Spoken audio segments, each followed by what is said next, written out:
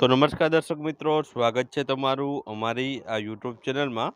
તો આજના વિડીયોમાં આપણે છે ગુજરાતી વ્યાકરણના કેટલાક અગત્યના પ્રશ્નો આપણે આ વિડીયોમાં જોવાના છે, જેનાથી તમારે છે આવનારી તલાટી, જુનિયર ક્લાર્ક ઉપરાંત કોઈ પણ પરીક્ષા આવે તો તેમાં છે તમને પ્રેક્ટિસ સ્વરૂપે છે આ પ્રશ્નો છે ઉપયોગી સાબિત થશે। તો ચાલો વિડીયોની શરૂઆત કરીએ। અને તમે મિત્રો હજુ સુધી ચેનલને સબસ્ક્રાઈબ ન કરી હોય તો સબસ્ક્રાઈબ કરી દેજો, કેમ કે અમારી ચેનલમાં આવા વિડીયો છે તે મૂકવામાં આવતા હોય છે। તો ચાલો વિડીયોની શરૂઆત કરીએ। તો પ્રશ્નની શરૂઆત કરીએ તો પહેલો જ પ્રશ્ન છે કે સાચી જોડણી શોધો। તો મિત્રો સૂન મૂન છે તે શબ્દ છે, તેની સાચી જોડણી છે તમારે છે ચારમાંથી સિલેક્ટ અથવા તો પસંદ કરવાની છે।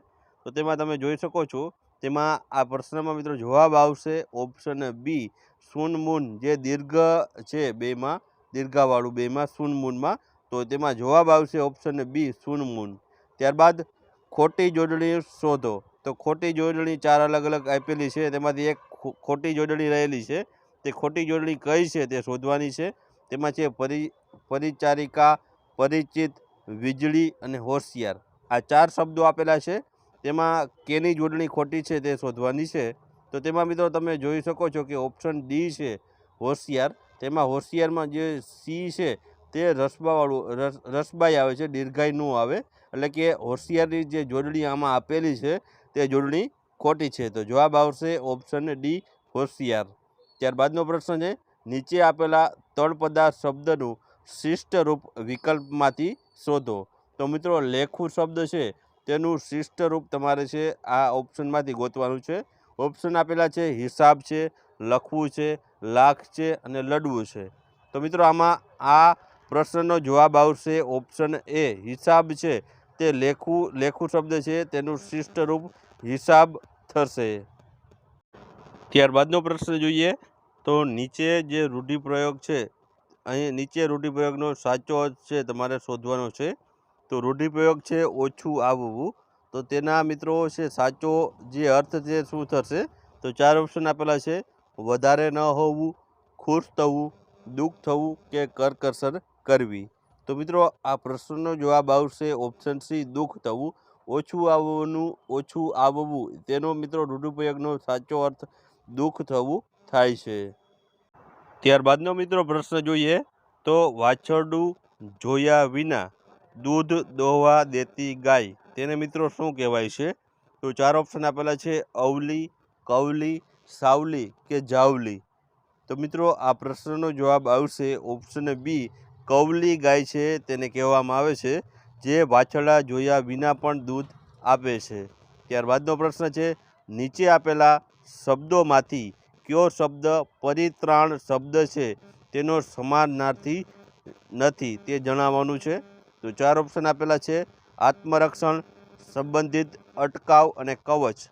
તો મિત્રો અહીં આ પ્રશ્નમાં જવાબ આવશે ઓપ્શન બી, જે સંબંધિત છે તે શબ્દ પરિત્રાણનો સમાનાર્થી નથી, પરંતુ આત્મરક્ષણ છે, અટકાવ છે અને કવચ જે પરિત્રાણ શબ્દનો સમાનાર્થી શબ્દ રહેલો છે। ત્યારબાદનો આપણે પ્રશ્ન જોઈએ તો નીચે આપેલા શબ્દનો સમાસ ઓળખાવો। તો મિત્રો નરસિંહ શબ્દ આપેલો છે, તેનો સમાસ છે તે ઓળખાવાનો છે। તો મિત્રો ચાર ઓપ્શન આપેલા છે, તત્પુરુષ, ઉપપદ, કર્મધારાય કે દ્વંદ્વ સમાસ। તો મિત્રો નરસિંહ જે શબ્દ છે તેમાં મિત્રો તેનો આપણે જો વિગ્રહ કરીએ તો નર રૂપી સિંહ તેવો તેનો વિગ્રહ થાય છે। તો આ પ્રમાણે આપણે જોઈએ તો આ પ્રશ્નમાં જવાબ આવશે ઓપ્શન સી, કર્મધારાય સમાસ। કેમ કે મિત્રો છે અહીં નરસિંહમાં છે તે અહીં તમને છે વિશેષણ પ્રથમ પદ જોવા મળે છે, પણ નરરૂપી સિંહ એટલે કે સિંહ છે પણ નરરૂપી સિંહ છે, અહીં પ્રથમ પદ છે તે વિશેષણ ધરાવે છે, તેથી છે આ પ્રશ્નનો જવાબ આવશે ઓપ્શન સી, કર્મધારાય સમાસ। ત્યારબાદનો આપણે પ્રશ્ન જોઈએ તો અલંકારનો પ્રકાર વિકલ્પમાંથી શોધો। અહીં મિત્રો તમને પંક્તિ આપેલી છે, તો તે છે આ પ્રમાણે પંક્તિ રહેલી છે। તેમાં જોઈએ તો મારા નેત્ર બંધ હોય ત્યારે મને ઊંઘતો ન સમજવો તે એક પ્રકારની સમાધિ છે। તો મિત્રો અહીં આમાં ચાર ઓપ્શન આપેલા છે, ચાર ઓપ્શન આપણે જોઈએ તો વર્ણ સગાઈ છે, પછી છે ઉપમા છે, વ્યાજ સ્તુતિ છે અને છેલ્લું છે વ્યતિરેક। તો મિત્રો અહીં આ ઓપ્શનમાંથી મિત્રો જવાબ આવશે ઓપ્શન સી, વ્યાજ સ્તુતિ અલંકાર છે આ પ્રશ્નનો જવાબ આવશે. કેમ કે અહીં છે નિંદા દ્વારા વખાણ અથવા તો વખાણ દ્વારા નિંદા કરવામાં આવતી હોય ત્યારે મિત્રો વ્યાજ સ્તુતિ છે અલંકાર છે તે ઉપયોગ કરવામાં આવે છે. તો આ વાક્યમાં પણ મિત્રો છે તે નિંદા દ્વારા વખાણ કરવામાં આવે છે. તેથી આ પ્રશ્નનો જવાબ પણ છે ઓપ્શન સી, વ્યાજ સ્તુતિ અલંકાર આવશે. ત્યારબાદનો મિત્રો પ્રશ્ન જોઈએ તો નીચે આપેલ કહેવતનો છે તે સાચો અર્થવાળો વિકલ્પ છે તે પસંદ કરવાનો છે. તો તેમાં અહીં તમને વાક્ય આપેલું છે કે દૂધણી ગાયની લાત પણ સારી. તો અહીં 4 ઓપ્શન અલગ અલગ આપેલા છે. તેમાં છે જાહેર ચીજ સૌ માટે હોય છે, દૂધણી ગાય નુકસાન પહોંચાડતી નથી, ફાયદો કરાવનારના દોષ પણ સહી લેવા જોઈએ કે દૂધણી ગાય દૂધ આપતી નથી. તો મિત્રો આ પ્રશ્નનો જવાબ આવશે ઓપ્શન સી, ફાયદો કરાવનારના દોષ પણ સહી લેવા જોઈએ. તે મિત્રો છે આ કહેવતનો છે સાચો અર્થ થશે.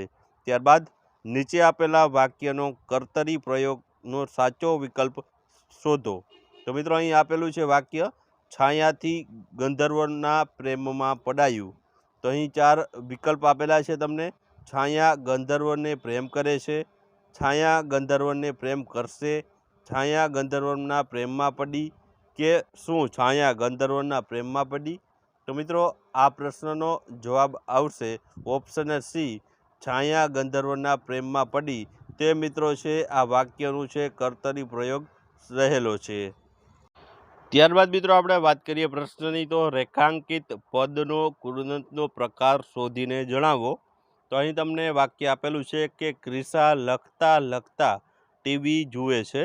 તો લખતા લખતા મિત્રો છે કયો કૃદંત થશે તે પૂછવામાં આવ્યું છે.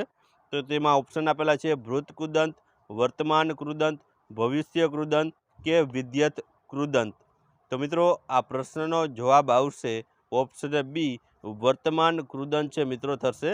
લખતા લખતામાં ત મિત્રો પ્રત્યય આવે છે અને વર્તમાન કૃદંતનો છે ત પ્રત્યય લાગે એટલે વર્તમાન કૃદંત બને છે. તો આ પ્રશ્નમાં પણ મિત્રો વર્તમાન કૃદંત જવાબ આવશે. ત્યારબાદનો પ્રશ્ન જોઈએ તો નીચે આપેલા તળપદા શબ્દનું શિષ્ટ રૂપ છે વિકલ્પમાંથી શોધો.